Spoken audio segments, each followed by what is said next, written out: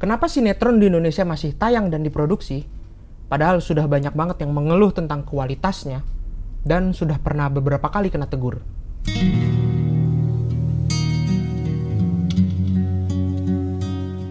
Sinetron adalah singkatan dari sinema elektronik, yaitu sebuah tayangan seperti film, sinema, yang ditayangkan khusus untuk media elektronik, seperti televisi. Sinetron ini ada yang berseri dan ada juga yang lepas.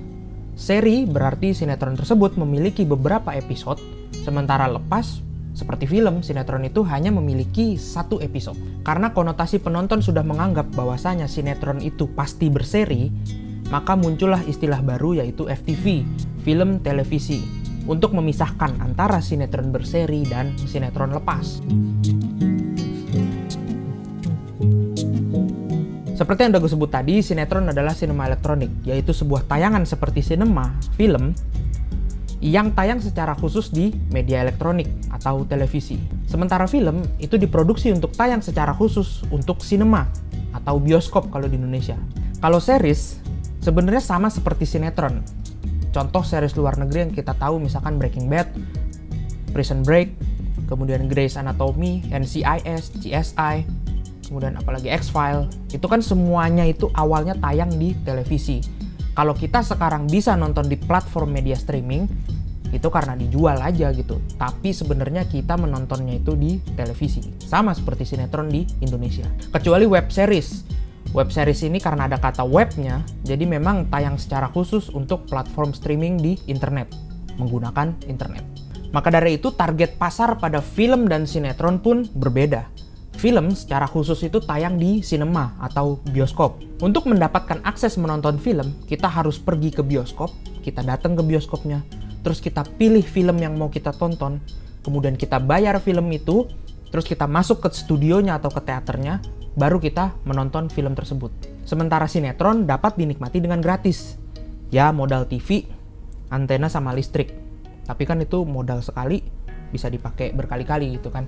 Tapi intinya penonton tidak perlu effort harus pergi dan harus bayar. Seandainya mau dibilang bayar pun kan perlu beli TV, beli antena, bayar listrik. Tapi jauh lebih murah daripada harus menonton di bioskop atau menonton film. Nah, karena ditayangkan di TV dan cukup nonton di rumah, jadi nggak ada effort untuk, wah, karena gue sudah bayar, gue harus menonton sinetron ini dengan baik gitu. Maksudnya ditonton dengan baik gitu. Enggak. Jadi kebanyakan penonton sinetron di Indonesia itu sambil melakukan aktivitas lain. Seperti misalkan menyetrika, masak, sambil makan, sambil nyuci baju gitu. Atau sambil main di ruang keluarga. Itu kenapa adegan sinetron di Indonesia itu bisa dibilang lebay. Kayak berlebihan gitu adegannya.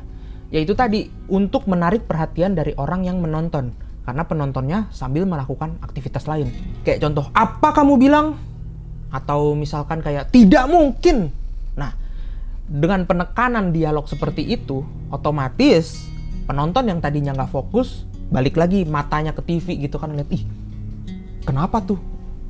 Kurang lebih seperti itu. Adegan yang lebay atau bisa kita bilang ajaib, itu juga sebenarnya untuk grab attention dari penonton gitu. Jadi untuk caper, agar si penonton ini tidak memindahkan channel ke stasiun televisi lain atau tayangan lain. Maka sebelum iklan atau episode tersebut selesai atau habis, biasanya penonton akan selalu dibuat penasaran akan kelanjutan ceritanya. Sehingga waktu iklan, penonton tidak mengganti channel lain atau stasiun TV lain, dan pada saat tayangan ini selesai gitu, penonton tuh besokannya masih menunggu lagi dengan berharap-harap gitu, kayak kelanjutannya akan seperti apa episode ini gitu. Jadi penonton dibuat untuk tetap menunggu tayangan tersebut setelah iklan atau keesokan harinya. Nah, biasanya dalam penulisan istilah ini disebut dengan hook, untuk ngehook penonton gitu, agar tetap di sini dan tidak berpindah. Jadi by default sinetron Indonesia ini memang dibuat sesuai dengan target pasarnya. Tapi kenapa sinetron di luar negeri, kayak yang tadi udah gue bilang, bisa nggak selebay itu gitu pada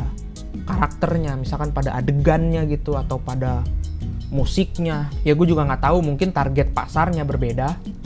Tapi ya gue nggak tahu lah kenapa. Tapi menurut gue kayaknya sinetron lebay ini kan kayaknya baru di tahun 2000-an aja gitu ya. 2000-an awal juga kayaknya nggak terlalu deh. Mulai 2000-an akhir sampai 2010 kesini baru sinetronnya lebay gitu. Zaman gue kecil itu menurut gue sinetronnya ya ya sinetron gitu, nggak bisa dibandingin dengan film. Tapi menurut gue tayangannya fine-fine aja gitu, secara kualitas oke lah untuk sinetron gitu, kayak Sidul Anak Sekolah, kemudian Keluarga Cemara, itu menurut gue bagus. Apa mungkin karena kemajuan teknologi yang akhirnya memungkinkan untuk sinetron diproduksi secara stripping. Istilah stripping ini muncul saat sinetron tayang setiap hari dan diproduksi setiap hari. Kemungkinan sinetron yang kita tonton hari ini jam 7 malam, skenario atau skripnya baru jadi tadi subuh atau tadi pagi, kemudian langsung di syuting di lokasi, kemudian siang atau sore diedit, dan tayang hari itu juga jam 7 malam. Jadi kayak dari mulai skrip jadi, produksi, hingga editing dan tayang itu bisa dilakukan di hari yang sama. Jadi gimana mau mempertahankan kualitas kalau sistemnya seperti itu? Pemain dan kru itu kan manusia, bukan robot. Nggak bisa diforsir seperti itu. Jadi jangan berharap banyak dengan kualitas kalau sistemnya udah seperti itu. Kalau kuantiti sih ya pasti bisa dikejar. Apakah sinetron di Indonesia itu akhir-akhir ini jelek? Kalau menurut gue jelek dan bagus itu relatif ya, itu kan selera dan penilaiannya juga subjektif. Kalau udah soal selera, kita nggak bisa menghakimi selera orang. Karena selera itu biasanya terbentuk kan dari lingkungan gitu. Untuk kita yang hidup di kota besar dengan segala fasilitasnya yang tersedia, akan berbeda seleranya dengan orang yang hidup dengan fasilitasnya yang seadanya gitu. Kayak misalkan sinetron ya, mungkin salah satu hiburan yang bisa dia tonton secara gratis ya sinetron gitu. Boro-boro mau nonton YouTube, boro-boro mau nonton film di platform streaming gitu. Internet aja segan gitu untuk masuk ke daerahnya. Atau seandainya ada, ya mereka udah nggak ada biaya untuk bayar internet atau berlangganan streaming. Jadi ya bener-bener hiburan yang bisa mereka tonton setiap hari ya sinetron. Terus tiba-tiba kita datang sambil bilang seleranya kurang, selera lo jelek. Kayaknya kasar banget deh kalau kayak gitu. Tapi menurut survei yang dilakukan oleh KPI pada tahun 2017 hingga periode kedua tahun 2019, belum ada satupun sinetron di Indonesia yang mendapatkan nilai standar dari KPI, yaitu 3. Belum ada yang mencapai nilai 3. Penilaian KPI ini dilakukan oleh ahli dari berbagai latar belakang pendidikan. Dengan indikator penilaian pada sinetron seperti, baca nih, relevansi cerita dengan kenyataan kehidupan, kemudian kepedulian terhadap orang lain, menghormati nilai dan norma sosial di masyarakat, bla bla bla bla, dan lain-lain, dan lain-lain, dan lain-lain. 2017, 2018, 2019, berarti 3 tahun. Berarti selama 3 tahun tidak ada satupun tayangan sinetron yang berhasil mencapai nilai standar yang diberikan oleh KPI. Kalau kayak gitu, kenapa masih bisa tayang dan masih diproduksi terus sampai sekarang tahun 2023? Apakah KPI tidak punya kewenangan untuk menghentikan suatu program tayangan yang tidak sesuai dengan nilai standar yang diberikan oleh KPI? Nah, gue juga nggak tahu tuh. Tapi kita coba lupain dulu KPI. Sekarang gue mencoba untuk menjawab kenapa sinetron masih tayang dan masih diproduksi hingga sampai saat ini. Padahal seperti yang kita tahu kan begitu ya. Dalam tayangan televisi itu ada yang namanya rating and share. Mungkin kalau di video di YouTube sama seperti like, views, share, subscribe. Jadi salah satu indikator sebuah tayangan ini ditonton dan disukai oleh masyarakat ya melalui rating dan share tersebut. Jadi kalau rating dan share-nya tinggi, otomatis dianggap penontonnya banyak, berarti iklannya banyak, berarti untungnya juga banyak. Atau uang yang masuk juga banyak. Udah sesimpel itu aja kok, kenapa masih tayang dan masih diproduksi. Berarti sinetron di Indonesia masih diminati. Satu yang perlu diingat, ini adalah sebuah hiburan yang gratis. Maka target pasarnya pun besar. Dari orang yang hidupnya kurang, yang hidupnya pas-pasan, hingga orang yang hidupnya berlebihan, itu semuanya boleh menikmati. Gratis di sini dalam arti tidak perlu berlangganan seperti TV kabel, atau layanan platform streaming, Netflix, Disney+, HBO. Nggak perlu bayar, gratis. Kemudian, tidak menggunakan internet. Jadi gratis, nggak perlu berlangganan, dan nggak perlu internet. Kemudian ceritanya juga dekat dengan kehidupan sehari-hari. Cerita ya, bukan adegan ya. Kalau adegan mah biasanya emang lebay gitu.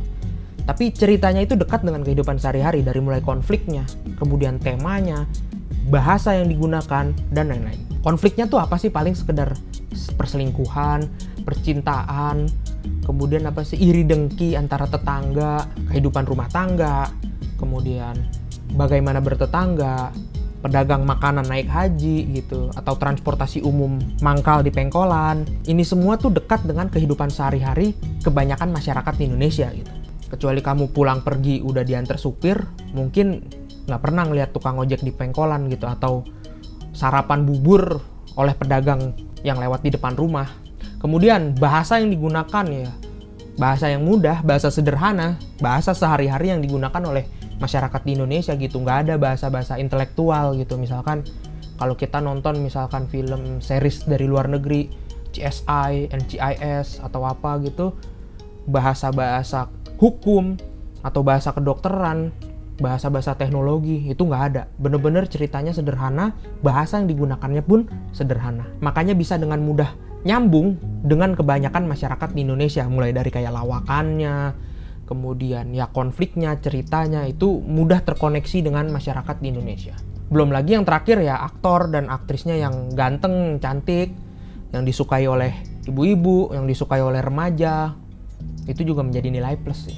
Tapi di sisi lain, sinetron juga tidak diminati oleh banyak juga orang yang nggak suka gitu. Kalau gue lihat-lihat di internet, banyak yang menjawab tuh kayak, sinetron di Indonesia itu membosankan, bertele-tele, tidak berkualitas, kemudian tidak mendidik.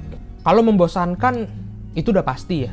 Dengan cerita atau plot yang sederhana, tapi harus tayang berpuluh-puluh atau beratus-ratus episode, otomatis ceritanya akan jadi bertele-tele, muter-muter, ya membosankan gitu. Cerita dan plotnya sederhana gitu. Pedagang makanan naik haji gitu. Dia cuman pedagang yang baik, rendah hati, ikhlas, tidak sombong, memiliki konflik dengan tetangga yang kaya, sudah naik haji, sirik, iri dengan keberadaannya pedagang makanan ini. Kemudian karena pedagang makanan ini baik, akhirnya dia dinaikin haji oleh orang lain gitu, orang kaya lain gitu. Kalau nggak salah gitu ya ceritanya. Itu kan sederhana sebenarnya. Kalau mau dijadiin film, ya udah satu film aja cukup gitu. Atau kalau mau dijadiin sinetron pun satu season aja 6 episode atau sampai 12 episode udah cukup.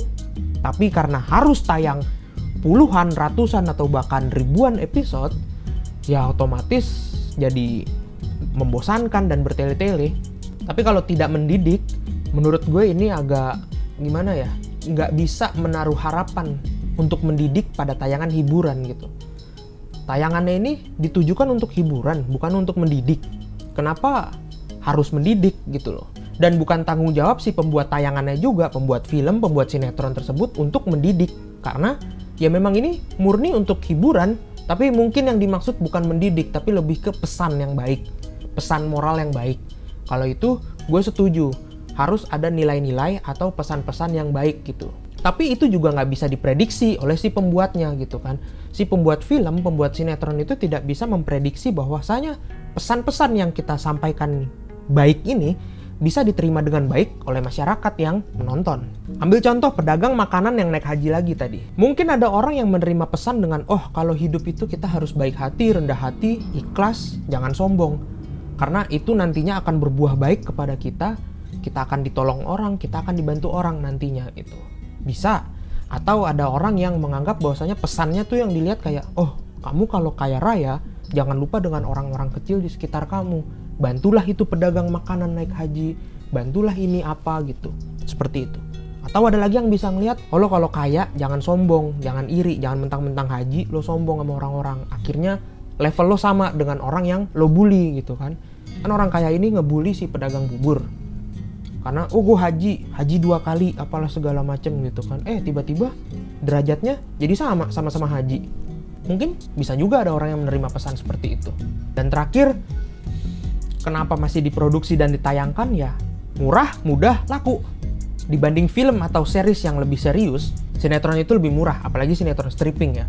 Bayangin, bikin film atau bikin series yang serius itu butuh waktu berminggu-minggu atau berbulan-bulan. Tapi kalau sinetron stripping, dari mulai praproduksi, produksi hingga post-produksi itu bisa dilakukan dalam waktu hitungan hari atau jam. Enggak, jam. Ya mungkin hitungan hari atau hitungan minggu. Dan murah gitu. Murah, bener-bener murah.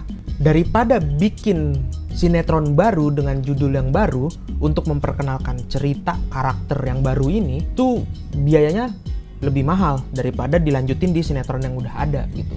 Mesti riset lagi di awal, bikin skenario lagi, casting lagi, cari kru lagi, lokasi lagi, apa-apa segala macam. Udah dilanjutin aja di sinetron yang udah jalan ini, di pedagang makanan naik haji itu, dilanjutin aja di situ. Kasih karakter baru, kasih cerita baru, ponakannya kayak muncul gitu, cucunya kayak, atau tetangga dari kampung sebelah kayak gitu, bikin karakter baru, bikin cerita baru. Kalau nggak laku udah tinggal matiin, ketabrak atau sakit. Udah matiin, bikin lagi karakter baru. Udah jadi tambal sulam aja di sinetron tersebut gitu. Itu lebih murah daripada harus bikin ulang kan. Tapi dibalik itu semua, satu hal yang penting kenapa dia masih tayang dan masih diproduksi ya karena laku, masih ada yang nonton. Itu menguntungkan buat sinetron gitu loh. Production house ini kan sebuah perusahaan, bisnis. Dia tuh ya cari untung lah istilahnya gitu. Udah selama sinetron itu masih laku, masih ditonton, masih menguntungkan, ya udah dilanjut terus gitu. Kalau udah nggak laku, udah nggak ada yang nonton, iklan udah nggak masuk, cut, bikin sinetron baru. Terakhir kesimpulan, di luar positif dan negatifnya tentang tayangan sinetron di Indonesia, sinetron ini masih tayang dan diproduksi terus ya karena masih ada yang nonton. Udah titik gitu aja. Apabila memang meresahkan dan tidak berkualitas sehingga kita udahlah berhentiin aja sinetron ini, nggak bagus. Ya salah satu caranya ya udah nggak usah ditonton gitu. Atau harus dihentikan oleh lembaga yang berwenang yang menganggap bahwasanya sinetron itu tidak layak tayang karena tidak memenuhi nilai standar yang diberikan oleh lembaga tersebut. Harusnya sih seperti itu gitu. Tapi sudahlah. That's it. Itu tadi video tentang sinetron di Indonesia, kenapa masih tayang dan kenapa masih diproduksi. Terima kasih sudah menonton video ini. Jangan lupa tonton video-video yang lain.